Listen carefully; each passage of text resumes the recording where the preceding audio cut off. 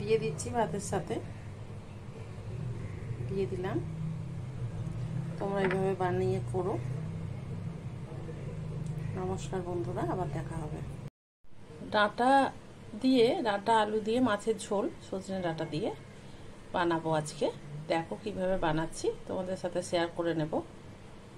চলো দেখে নিই।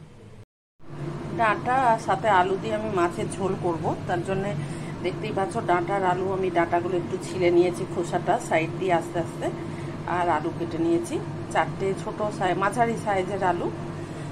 আর এখানে মাছ নিয়েছি, নুন হলুদ ভালো করে ধুয়ে, নুন দিয়ে ভালো করে ভিজিয়ে রেখেছিলাম, সেটা ভালো করে ধুয়ে আবার নুন হলুদ মাখিয়ে রেখেছি।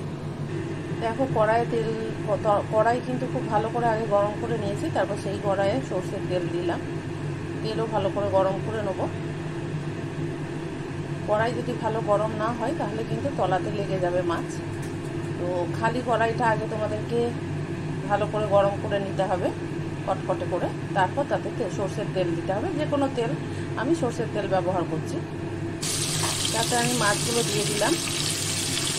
দেখো মাছগুলো আমি এক পিস হয়েছে, আর এক পিস উল্টিয়ে দেবো, দিয়ে ভালো করে ভেজে তুলে নেবো। দুঃখেতে আমি মাছ ভাজাগুলো তুলে নেব। দেখো সব মাছগুলো আমি ভেজে তুলে নিলাম। এবার ওই তেলের মধ্যে আমি কালো জিরে আর তেজপাতা দিয়ে দিলাম, আর সাথে কাঁচা লঙ্কা। ফোড়নের গন্ধ বেরোতে তাতে আমি আলু আর ডাঁটাটা দিয়ে দিলাম। হালকা একটু ভেজে নেবো, ডাঁটা তো বেশি ভাজা যাবে না, জাস্ট কয়েকবার নেড়ে ছেড়ে নেবো। তারপর এর মধ্যে আমি পেঁয়াজ বাটা দিয়ে দেবো। দেখো এর মধ্যে এবার আমি পেঁয়াজ বাটাটা ঢেলে দেবো।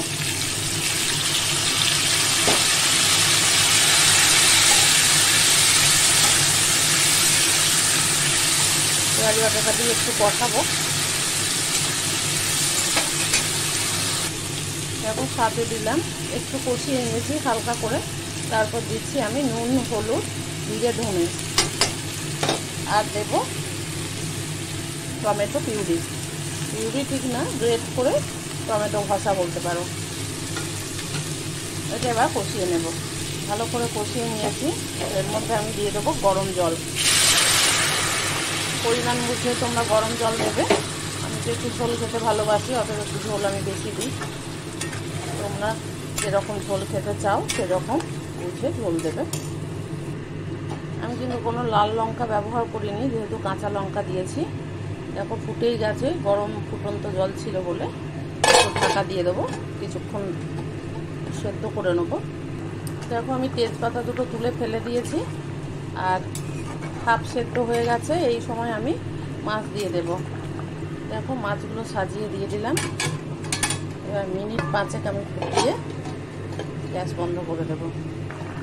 দেখো ডাঁটা আলু খুব ভালোভাবে সেদ্ধ হয়ে গেছে। আমি তো ডাঁটা সেদ্ধ হওয়া দেখি মাছ দিয়েছি। আলুও সেদ্ধ হয়ে গেছে, এটা ভালো আলু আছে, টাইম নেয় না বেশিক্ষণ সেদ্ধ হতে। আর ধনেপাতা আমি কুচিয়েই রেখেছি, কিন্তু এটা আমি চাটনি করবো, চাটনি করে ব্যবহার করবো। আমি যে কারণে ধনেপাতা দিচ্ছি না। এই পর্যায়ে আমি গ্যাস বন্ধ করে দেবো। দেখো আমার রান্না কমপ্লিট। আমি এবার ভাতের সাথে দিয়ে দেবো।